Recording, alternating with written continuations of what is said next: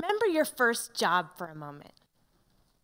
Were you 8 years old, peering over a steering wheel of a car, parking cars like my father? Were you 16 years old, leaning in close as you read a book to a child in a hospital ward, like my youngest sister? I was 5 years old. My first job was learning at Redbud Montessori in Davis, California. My dinner table, my mother Marcela and my father Enrique said, "Mi vida, tu trabajo en esta familia es tu educación y el aprender." My dear, in this family, your job is your education and your learning. At that young age, I was a worker and a contributor. I had 2 younger sisters and 2 parents who depended on me. I was satisfied and found joy in my work of learning. Now think about your own dining table for a moment. What was your dinner conversation on the day that Trayvon Martin was shot and killed? On the day that Michael Brown was shot and killed? On the day that Jessica Hernandez was shot and killed? On the day that Nathaniel Carrillo appeared in court? I believe we can agree that each of these young people had something to contribute and learning to give in their communities. I imagine they had something insightful to say at their dining room tables. And I'm certain that the learning that we could have gotten from them was cut short. What would happen then if we empowered our adolescents to have agency? What would happen if we supported them to contribute meaningful learning and work in their communities? Now, we could approach this question by examining a number of adolescent development studies, detailing the intricate pathways of the adolescent brain and their desire for socialization to find their place in our world of interrelationships and commerce. But today I want to direct our attention to 3 examples that exist right here in Albuquerque. The first is at Albuquerque Sign Language Academy. I press the blue buzzer at the door and wait for the lock to click, and as the door flings open, I'm greeted by a young woman.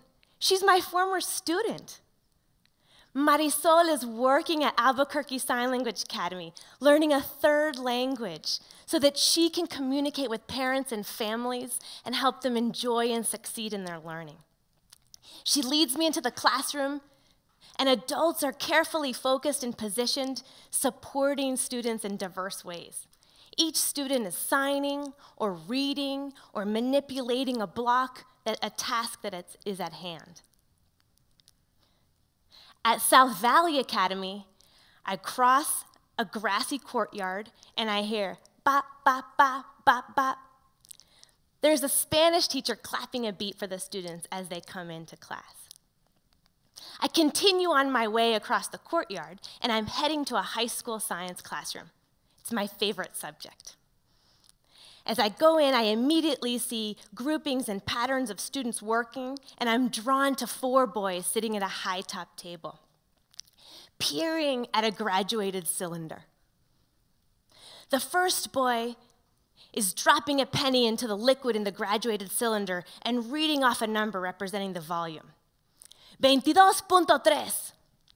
The second boy is writing down the number in a notebook. The third boy is telling the fourth boy to go collect more objects to measure their volume. At the leadership high schools, I hold my coffee close in the morning, and I stand with social workers as they greet each student with warmth and humanity. Buenos días, Perla. Good morning, miss. The social workers explain to me that they're triaging the students.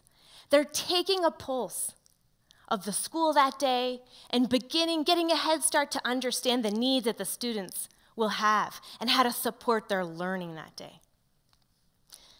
Later, I meet a boy and a girl who are painting a mathematical tessellation on a pane of glass.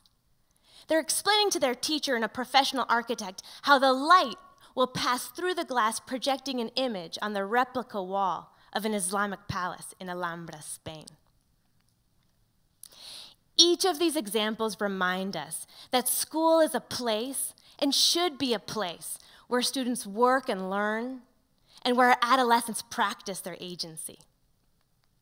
The United Nations Division of Education, Science, and Culture is calling for young people right now, in developing countries in particular, to be critical agents for building new solutions in their countries. We have evidence that that is relevant and valuable right here in New Mexico. Join me in mobilizing the individuals around your dining table to support the schools that empower our young people to have agency, to speak, to lead, and to learn. Adelante, adolescentes.